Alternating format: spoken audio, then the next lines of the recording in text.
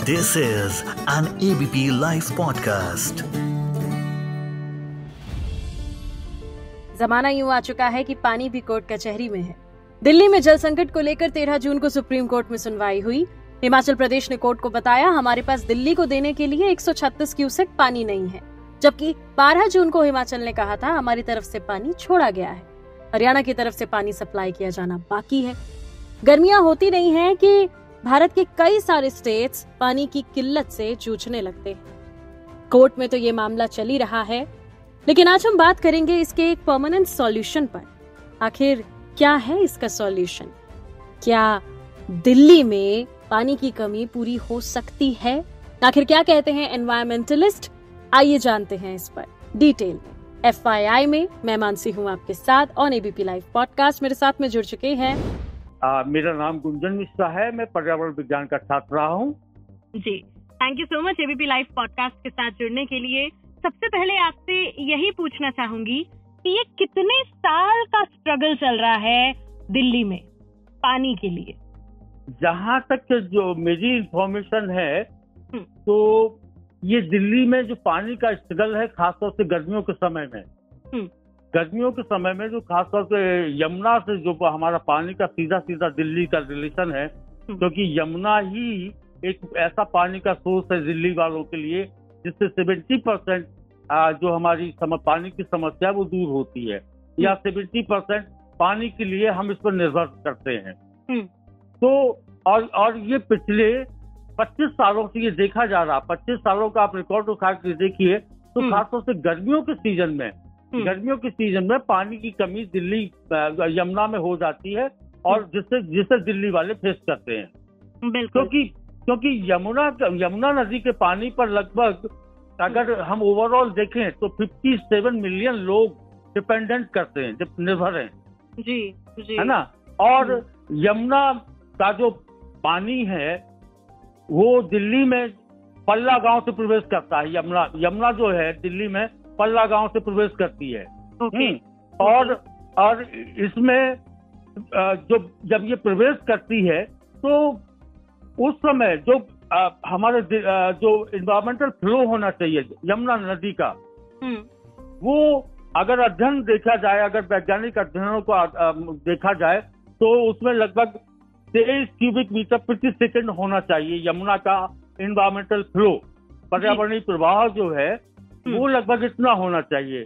लेकिन जब ये प्रवेश करती है पल्ला गांव में तो इतना इन्वायरमेंटल फ्लो ना होकर ये लगभग 10 क्यूबिक मीटर प्रति सेकंड के आसपास मिलता है। तो कहने का मतलब ये है कि यमुना में, या यमुना जब दिल्ली में प्रवेश करती है तो उस समय यमुना में इतना पानी भी नहीं होता कि वो जो अपनी इकोलॉजिकल या इन्वायरमेंटल जरूरतें हैं फ्लोरा और फौना की, वो उनको फुलफिल कर सके। तो फिर हम बाहरी लोगों को कहाँ से वो पानी दे पाएगी? एक पहली बात। दूसरी बात, दिल्ली में यमुना में जो पॉल्यूशन है, जो वो ये तेज वाला जो बैराज है वहां से शुरू हो जाता है जी, है ना। और वहां से शुरू होकर और जो 22 किलोमीटर का जो रास्ता है, 22 किलोमीटर का रास्ता आपका आता है जब यमुना दिल्ली में प्रवेश करती है, तो जब जो 22 किलोमीटर का रास्ता है जिसमें सबसे ज्यादा वाटर क्वालिटी खराब रहती है यमुना की, वजीराबाद से ओखला के बीच में, ये जो 22 किलोमीटर का रास्ता है, इसमें जो यमुना का प्रदूषण है वो 80% यमुना प्रदूषित होती है। ओके। और जबकि अगर देखें हम यहाँ पर तो 22 किलोमीटर जो लंबाई है यमुना की वो सिर्फ 2% ही है कुल लंबाई की। तो कुल मिलाकर 2% की लंबाई में 80% जो पॉल्यूशन है वो हमारा यहाँ पे गिरना शुरू हो जाता है। ओके। और पॉल्यूशन के जो कारण हैं उनको अगर उनकी नजर डाली जाए तो सबसे पहला कारण तो ये नजर में आता है कि जो हमारी जो जनसंख्या है वो दिन पर दिन दिल्ली में बढ़ रही है जी। तो जो डेंसिटी है, पॉपुलेशन की डेंसिटी है वो बढ़ती चली जा रही है दिन पर दिन, कम नहीं हो रही, बढ़ ही रही है जी। और इसके अलावा जो जो सेंट्रल ग्राउंड वाटर बोर्ड की रिपोर्ट के अनुसार अगर हम देखें तो दिल्ली में लगभग 1500 वर्ग स्क्वायर किलोमीटर का जो एरिया है उसमें अगर हम देखें जहां से ये पानी का दोहन करते हैं वो 40% अति दोहित इलाके में आ जाता है। 1500 स्क्वायर किलोमीटर का जो एरिया है उसमें 40% जो एरिया है वो अति दोहन वाले क्षेत्र से संबंधित हो जाता है। तो इसका मतलब ये हो गया कि दिल्ली में ना तो सरफेस वाटर है ना ही ग्राउंड वाटर है जी, है ना। और ग्राउंड वाटर जब जीरो की तरफ जाता है तो स्वाभाविक सी बात है जो भी वाटर सोर्स होते हैं चाहे वो सरफेस वाटर सोर्स हो या ग्राउंड वाटर सोर्स हो उनमें आपकी कमी उसमें पानी की कमी महसूस की जाती है। और यही वजह है कि दिल्ली में ग्राउंड वाटर हम खींच ही रहे हैं तो जो कुछ भी हमारा धरती के अंदर पानी था जो कि हमको मेंटेन रखता था यमुना रिवर के वाटर बैलेंस को मेंटेन रखता था ग्राउंड वाटर वो हम खींचते चले जा रहे हैं। और यही कारण है कि यमुना हमारी सूखती चली जा रही है क्योंकि यमुना में उतना पानी है ही नहीं जितना कि हमको रिक्वायरमेंट। जी, यहाँ पर मैं आपसे ये सवाल जरूर पूछना चाहूंगी कि 1994 में अपर यमुना रिवर बोर्ड बना था मिनिस्ट्री ऑफ जल शक्ति के अंडर और इसका काम था कि ये यमुना का जो सरफेस फ्लो है उसे अलोकेट करे अमंग द कंसर्न स्टेट। तो मैं आपसे जानना चाहूंगी वो कौन कौन से राज्य हैं जहां यमुना ही लोगों के लिए पानी की व्यवस्था एक तरीके से करता है या करती है।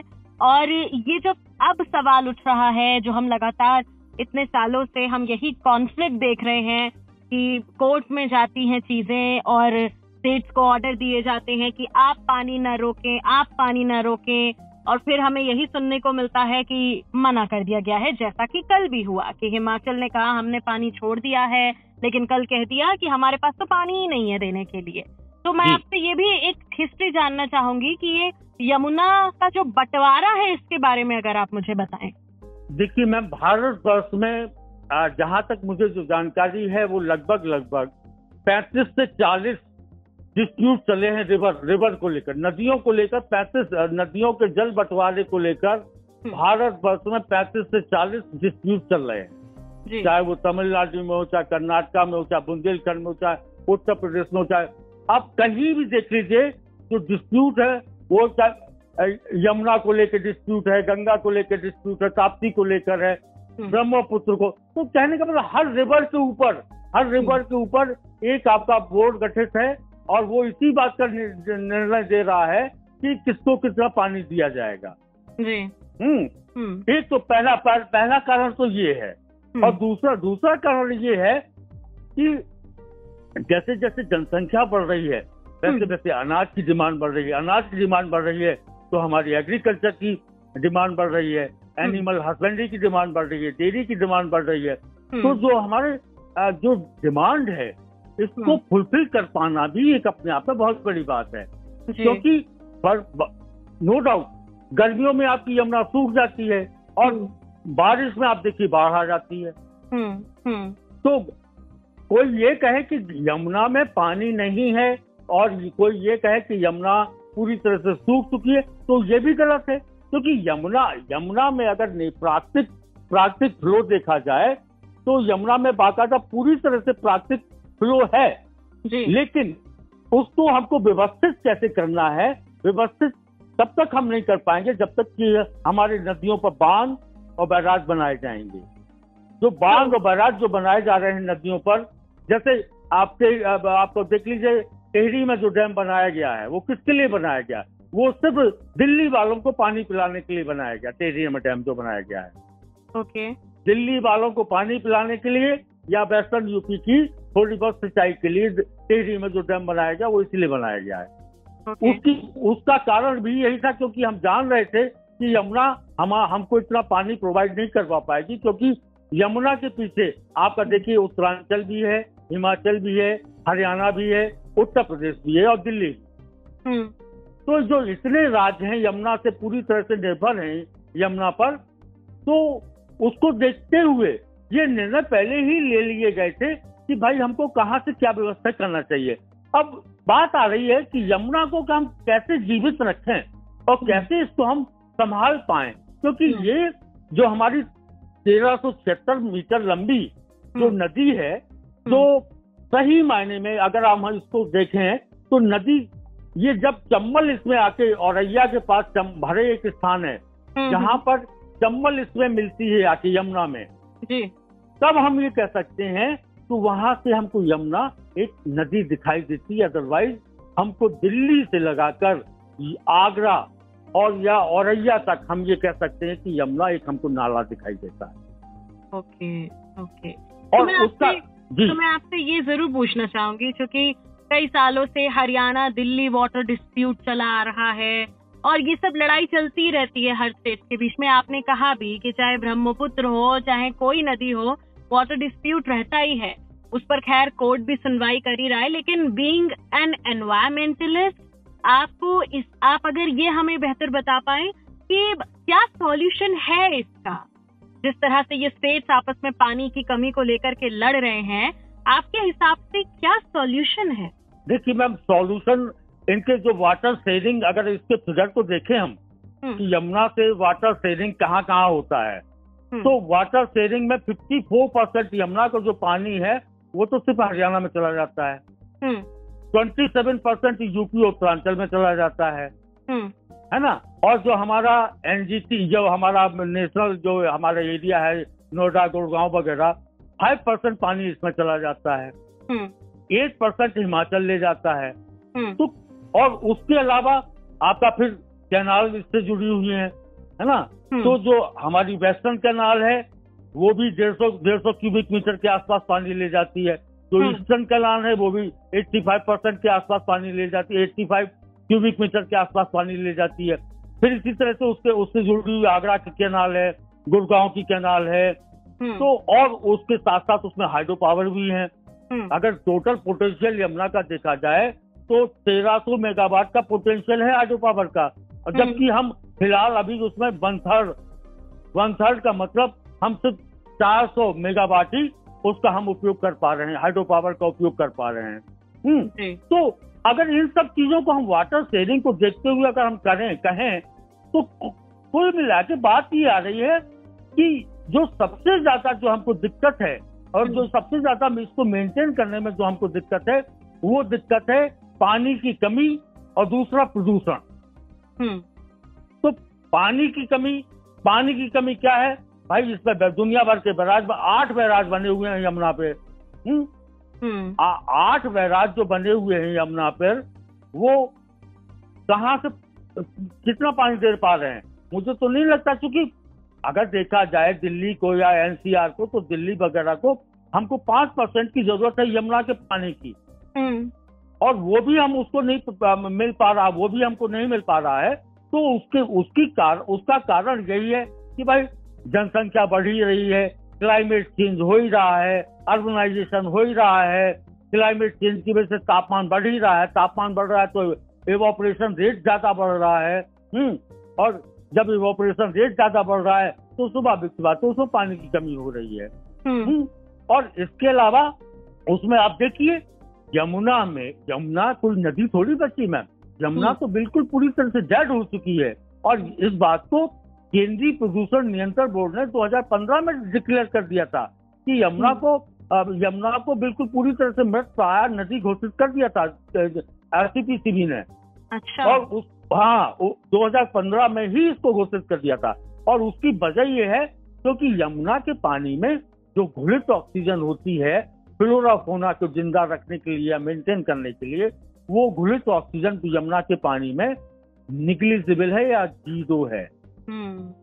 तो अगर कोई यमुना का पानी लेकर पीता भी है उसको शुद्ध करने के बाद भी, तो यमुना के पानी में वो ऊर्जा ही नहीं बची है जो मानव शरीर की जरूरतों को फुलफिल कर सके। तो ऐसे में होगा क्या फिर दिल्ली का मैम, कोई भी महानगर हो, चाहे बेंगलोर हो, चाहे चेन्नई हो, चाहे दिल्ली हो, चाहे कानपुर हो, चाहे लखनऊ, कोई भी महानगर देख लीजिए। हकीकत ये है जैसे ही ग्राउंड वाटर खत्म हुआ महानगरों का, आप देखिए तबाही आना शुरू हो जाएगी। या दुनिया का जो पलायन है, माइग्रेशन शुरू हो जाएगा। जी, एग्जैक्टली, है ना। तो यही एक वजह है। मैं तो ये गवर्नमेंट ऑफ इंडिया से गुजारिश करना चाहूंगा आप लोगों के माध्यम से कि जो सही अस्तित्व का सिद्धांत है उसका कहीं ना कहीं पर्यावरण नियमों में उसको कहीं ना कहीं स्थान मिले, तभी हम जो नदियों की समस्या है, जो पानी की समस्या है, जो जंगल की समस्या है, जो प्रदूषण की समस्या है, इससे हम निजात पा सकेंगे। Exactly sir, exactly. और एक कहीं ना कहीं एक तरीके से हम सबको ही अपने अपने लेवल पर ये एक संकल्प लेना पड़ेगा कि हम पानी को बचाएं या हम प्रदूषण ना करें, क्योंकि जब तक हम खुद से करना शुरू नहीं करेंगे तो ये तो इसी तरह बढ़ता रहेगा। जी मैम। जी, थैंक यू सो मच हमारे साथ जुड़ने के लिए एबीपी लाइव पॉडकास्ट पर। मैं मानसी हूँ आपके साथ।